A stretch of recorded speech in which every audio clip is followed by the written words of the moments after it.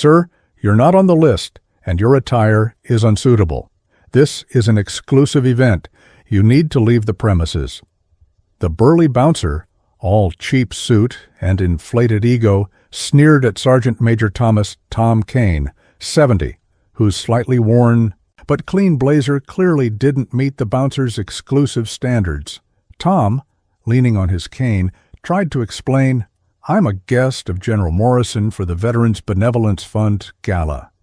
Before he could finish, the bouncer, impatient, jabbed him with a handheld stun gun. "I said leave," Tom cried out, collapsing as the electricity coursed through him. 6 minutes later, as he lay dazed on the sidewalk, the Gala's elegant entrance was breached, not by limousines, but by 2 unmarked black vans.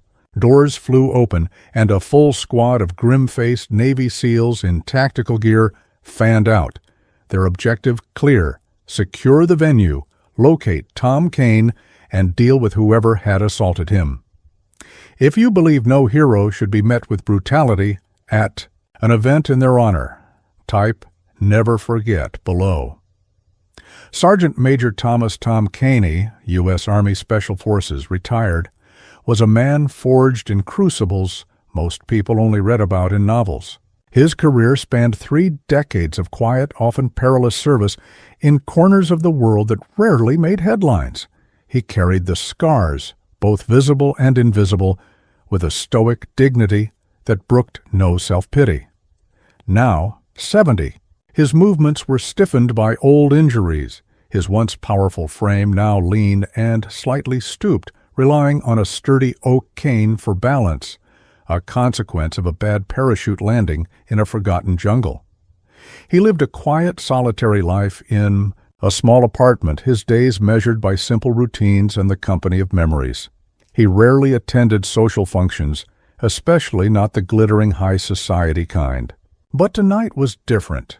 He was attending the annual Veterans Benevolence Fund Gala, one of the city's most prestigious charity events, as the personal guest of his old friend and former commanding officer, General Marcus Morrison, retired, now the chairman of the fund. Tom wasn't interested in the glamour. He was there to support Marcus and the cause, and perhaps to quietly connect with a few old comrades. He'd chosen his best, albeit slightly dated, dark blazer, clean slacks, and a neatly knotted tie. It wasn't a tuxedo, but it was respectable, the best he owned. He arrived by taxi feeling a little out of his depth amidst the flashing cameras and valet-parked luxury cars at the entrance of the opulent Grand Ballroom, the venue for the gala. The entrance to the Grand Ballroom was a fortress of velvet ropes, flashing lights, and imposing security personnel. A line of elegantly dressed patrons waited to have their names checked against a VIP list.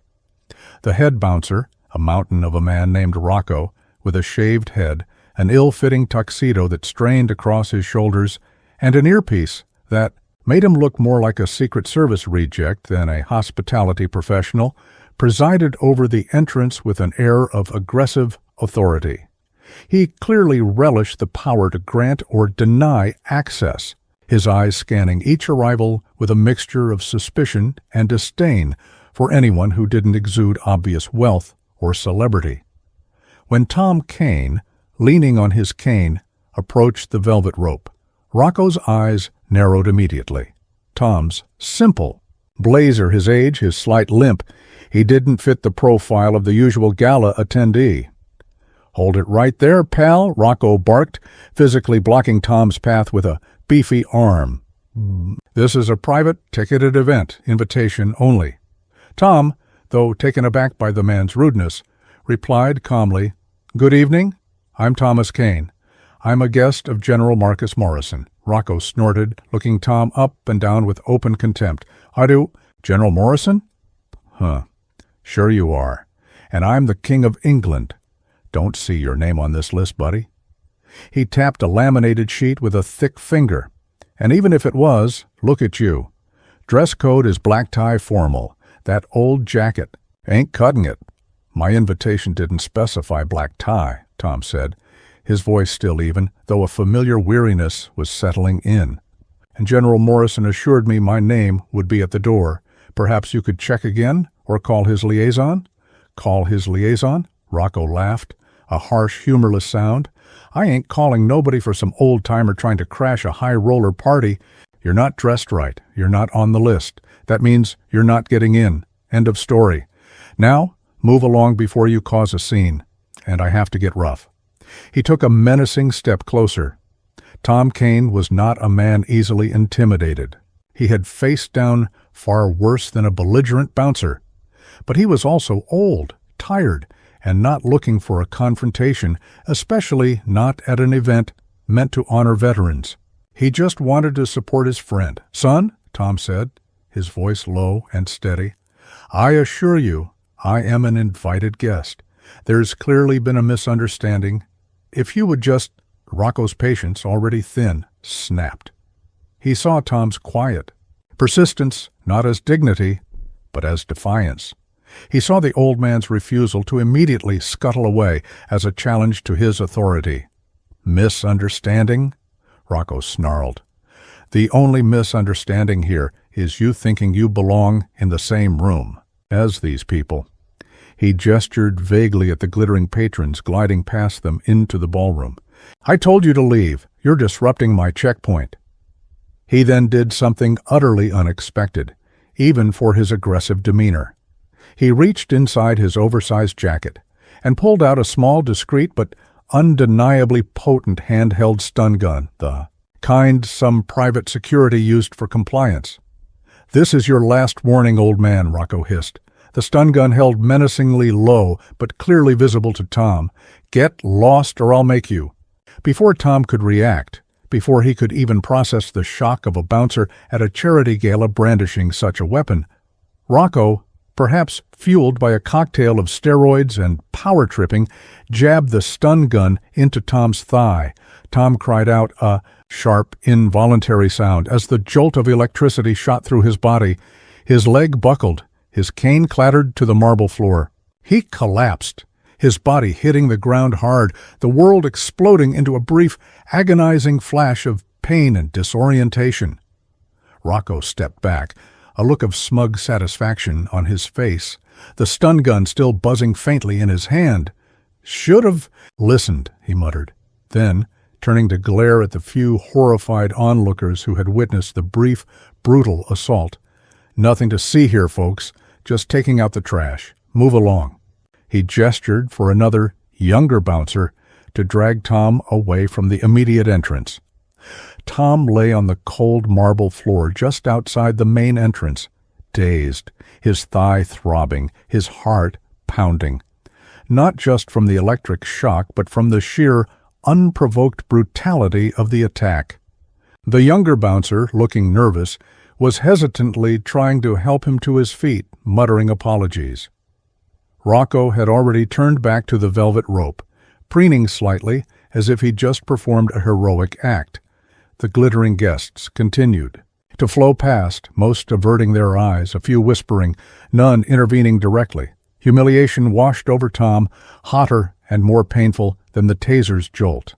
To be treated like this, at an event for veterans, an event chaired by his old friend. He fumbled in his pocket, not for medication this time, but for his old, battered cell phone.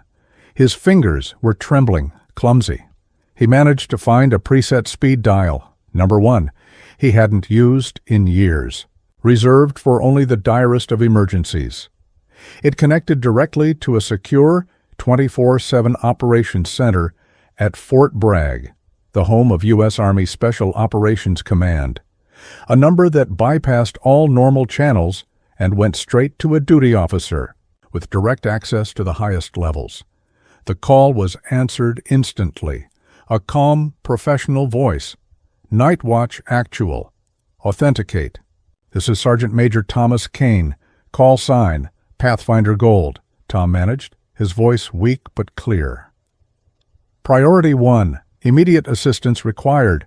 Assaulted by private security, Grand Ballroom, 1400 Elm Street, requesting immediate exfil, and liaison with General Marcus Morrison, who is on site. Hostile local security, potentially armed beyond tasers." There was a brief pause on the other end, the only sound the almost imperceptible click of a keyboard. Then, Pathfinder Gold, authentication. Confirmed, stand by. Assets are being rerouted, ETA on site, 6 minutes or less. Maintain your current position if able. Help is on the way. The line went dead. Tom wasn't sure what assets being rerouted meant in this context, but he knew the language.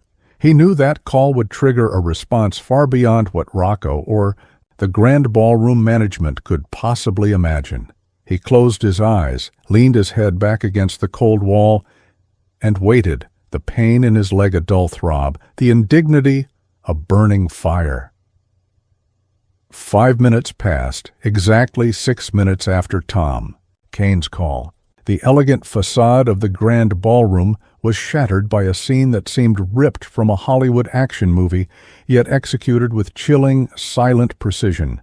2 unmarked black Ford Raptor trucks, the kind favored by special operations, units for their ruggedness and speed, screeched to a halt directly in front of the main entrance, cutting off the flow of limousines and luxury sedans. Simultaneously, from unseen positions across the street and on nearby rooftops, though no one would ever confirm this later, discreet, almost invisible figures seemed to materialize. The doors of the Raptors burst open, and a full squad, 8 men of active-duty Navy SEALs in full tactical assault gear, helmets down, NVGs up, short-barreled rifles held at the low ready, fanned out with terrifying speed and efficiency. They weren't shouting orders. They didn't need to. Their sudden, overwhelming, and utterly professional presence radiated an authority that froze every valet, every bouncer, every arriving guest in their tracks. Rocco, the head bouncer, who had been smugly directing traffic, turned, his jaw dropping, his eyes wide with disbelief and dawning terror, as he saw the heavily armed SEALs creating a secure perimeter around the entrance. These weren't mall cops or local police. These were elite warfighters moving with a lethal grace that spoke of countless real-world operations. One SEAL, clearly the team leader, taller than the others, his face unreadable behind his gear, strode directly toward Rocco. He didn't speak. He simply pointed, a single decisive gesture toward the ground. Rocco, his earlier aggression completely gone, sank to his knees as if his legs had turned to jelly, his hands instinctively going up in a gesture of surrender. The other bouncers, witnessing this, quickly followed suit, some almost falling over themselves to appear non-threatening. The SEAL team leader then spoke into his throat mic, his voice calm and clipped. "Pathfinder Gold, this is Neptune Lead. We are on site. Your extraction team is making entry. Identify hostiles inside the ballroom." General Marcus Morrison, who had been growing increasingly concerned by Tom's absence, felt his secure satellite phone buzz in his pocket with an encrypted text. "Sir, urgent situation developing at your current location involving Pathfinder. Gold, JSOC assets deployed. Proceed to main entrance with caution. Await contact." The general went cold. Pathfinder Gold, Tom Kane, JSOC assets. He immediately excused himself from the startled dignitaries he'd been speaking with and strode purposefully toward the lobby, his mind racing, a grim foreboding settling in his gut. General Morrison reached the main lobby. He was met by the sight of 2 SEALs in full tactical gear securing the inner doors, their presence utterly incongruous with the glittering chandeliers and evening gowns. Another SEAL was calmly but firmly instructing the panicked ballroom manager and event staff to remain clear. The SEAL team leader met the general just as Tom Kane, now being carefully assisted to his feet by 2 other SEALs who had materialized. By his side, as if from thin air, was being helped out from his ignominious position near the entrance. Tom's face was pale, his leg clearly causing him pain, but his eyes, when they met the general's, held a flicker of grim satisfaction. "Tom," General Morrison exclaimed, rushing to his side, his face a mask of concern and fury. "What in God's name happened to you? Are you all right?" "Just a little unwelcome electricity, Marcus," Tom said, wincing as he put weight on his injured leg. "Seems my blazer wasn't up to the dress code for Rocco and his stun gun." He nodded toward the now kneeling, terrified head bouncer. The SEAL team leader spoke, his voice respectful but firm. "General Morrison, sir, Sergeant Major Kane was assaulted by that individual." He gestured with his rifle barrel toward Rocco. "He invoked a Priority 1 assistance protocol. We have secured the immediate area. Medical support is en route for Sergeant Major Kane. What are your orders regarding the assailant and the venue, sir?" General Morrison looked from Tom's pale face to the cowering Rocco, then to the SEALs, then to the horrified Gala attendees peeking out from the ballroom. His decision was instantaneous. "This gala is over," he announced, his voice ringing with an authority that brooked no argument. Addressing the ballroom manager, who hovered nearby, "The Veterans Benevolence Fund will not hold an event at an establishment that allows its honored guests, its heroes, to be assaulted by thugs at the door. Evacuate your patrons. This venue is now under the, let's call it, temporary operational control of entities far exceeding your pay grade." He then turned his icy gaze on Rocco. "As for you, you just tasered a national treasure. You assaulted a man who has bled for this country in ways you can't even comprehend. You will be dealt with, not by me, but by the authorities who handle assaults on, let's just say, very, very important personnel." The SEALs efficiently began to clear the area, directing bewildered guests out through side exits. Paramedics, who had arrived with almost supernatural speed, likely part of the asset rerouting, were attending to Tom. Rocco and the other bouncers were being detained for questioning by several very large, very serious-looking SEALs. The entire multi-million-dollar charity gala, the city's premier social event, had been shut down in under 10 minutes by one quiet phone call from a forgotten hero, and the swift, decisive response of the men he used to command, and who clearly had never forgotten him. The aftermath. The aftermath was swift and far-reaching. Tom Kane was taken to a military medical facility for evaluation, where he was treated for minor burns from the stun gun and severe bruising, but more importantly, with the utmost respect and care. General Morrison stayed by his side until he was settled. Rocco, the bouncer, faced a litany of charges, not just from local law enforcement, once they were finally allowed on the scene and briefed by the rather intimidating federal liaison who had also appeared, but also potential federal charges relating to the assault on a retired Special Operations veteran under certain, likely now declassified for this specific instance, protective statuses. His security company lost its contract with the Grand Ballroom and several other high-profile venues overnight. The Veterans Benevolence Fund Gala was rescheduled at a different venue a month later, with Tom Kane as the guest of honor, receiving a lengthy, heartfelt standing ovation. General Morrison, in his speech, made pointed remarks about the importance of vigilance in ensuring that respect for veterans was not just a platitude, but a practiced reality. The story of the Battle of the Ballroom entrance became a whispered legend in both military and socialite circles, a stark reminder that appearances can be deceiving, that old soldiers carry more than just memories, and that the bonds of loyalty forged in combat can unleash a truly formidable response when one of their own is threatened or disrespected. Tom Kane recovered, his limp perhaps a little more pronounced, but his spirit, though battered, remained unbroken. He never sought the spotlight, content to return to his quiet life. But he knew with a quiet certainty that he was not forgotten, and that in the darkest moments help could arrive from the most unexpected and powerful of quarters, because some units never truly stand down, especially when it comes to protecting their own, and sometimes all it takes is one call to remind the world that even a retired sergeant major can still command the full attention and formidable assets of the United States Special Operations Command. subscribe to Hidden Sparks. If you believe our heroes deserve unwavering loyalty and that an attack on one is an attack on all who served beside them,